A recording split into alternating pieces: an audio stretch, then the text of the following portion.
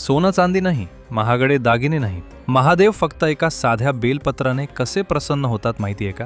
यामागे आहे एक विज्ञानाशी जोडलेलं रहस्य. समुद्र मंथनातून जेव्हा हलाहल विष बाहेर पडलं तेव्हा भगवान शिव यांनी ते प्राशन केलं.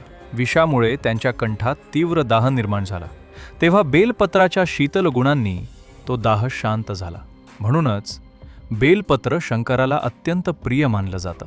बेलपत्राची 3 पानं म्हणजे सत्व, रज आणि तम हे 3 गुण, तसेच महादेवाचे 3 डोळे आणि त्रिशूळाचं प्रतीक.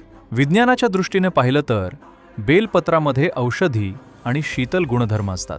म्हणून ते शरीर आणि वातावरण शुद्ध ठेवण्यास मदत करतं. श्रद्धा आणि विज्ञान दोन्हींचा सुंदर संगम म्हणजे बेलपत्र.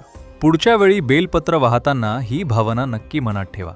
जर तुम्ही सुद्धा महादेवाचे भक्त असाल तर कमेंटमध्ये हर हर महादेव नक्की लिहा. आणि अशाच अद्भुत माहितीसाठी ANN अकोला न्यूज नेटवर्कला फॉलो करायला विसरू नका.